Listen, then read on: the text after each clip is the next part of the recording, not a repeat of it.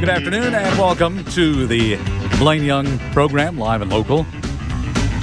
This afternoon, Blaine had to take off to one of his taxi meetings, so Frank Mitchell emerging from the basement.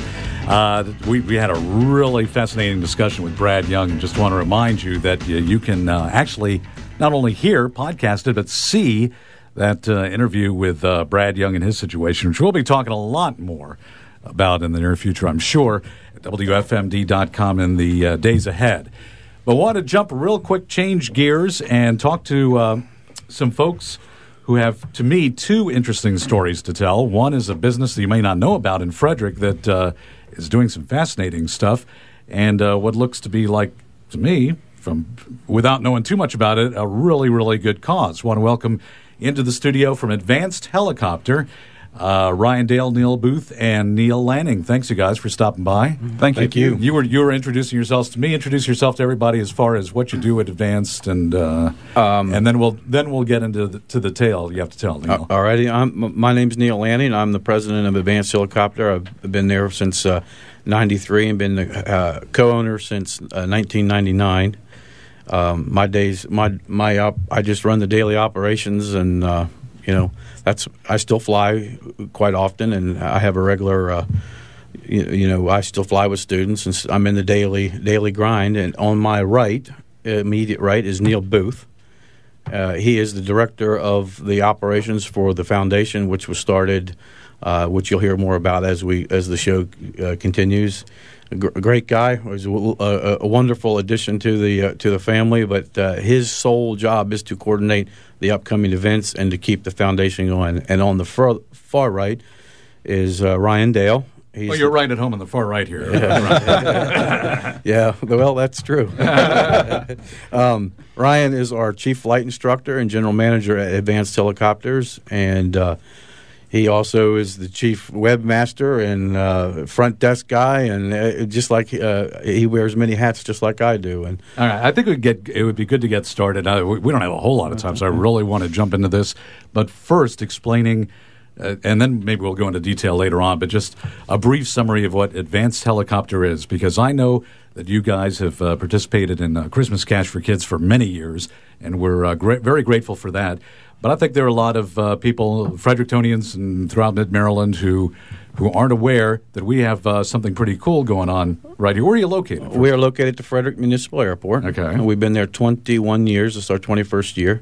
And we specialize in training of rotorcraft training. That's our mainstay business is rotorcraft training. What does that mean? If you want to be a helicopter pilot, we teach you how to fly it. Okay. And we are one of the larger law enforcement training facilities for people who come in from law enforcement aviation. Many law enforcement pilots out there flying today in this area came from our establishment. Almost all of the D.C. police. We've had D.C. police, the Park Police, Fairfax County, Howard County, Anne Arundel County, some Secret Service, ATF guys that on their own. That wasn't an official capacity, but they come to us and they learn to fly, and they go back to their departments to do their job. EMS pilots, our EMS pilots stretch all over the world, literally. They're in every country. I mean, so. The tentacles of 21 years of training, people all the way until they're certified flight instructors who then go to train somewhere else who train. So our tentacles go very deep. And chances are, if you live in Frederick and you're looking at the daily newspaper, Bill Green and Sam Yu from the Frederick News Post, sure. They're up a lot. If you're looking at the paper with a aerial shot on it, or the Frederick Magazine, or motion pictures, it's just out of sight, out of mind. If there's an aerial shot, chances are pretty good it's come from Advanced Helicopter.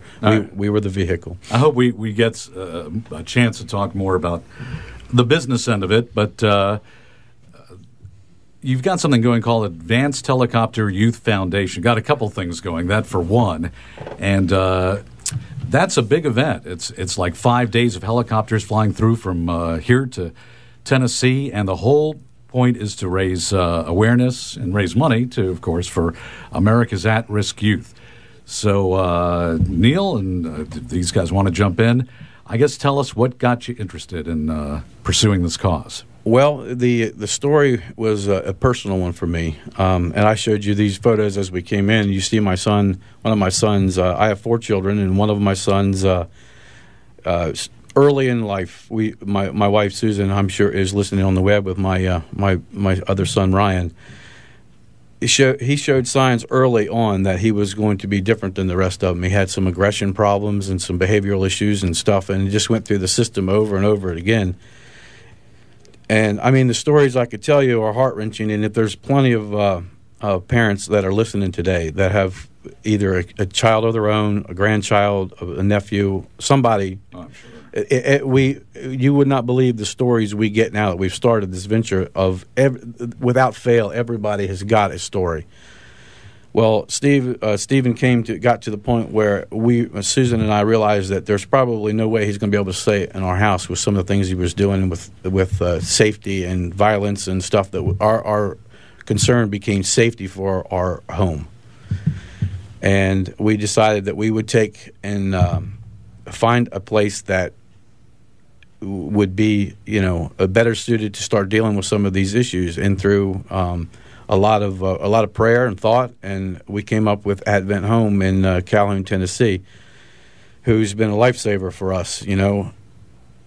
It just, I wish I had a lot more time to tell you the whole story as far as some of the details, and if we do, we'll get into it. But the genesis of it was Susan and I were blessed with the means to put our kid through, Stephen, through the school. It's very expensive. It's about $3,000 a month to put a kid through like that.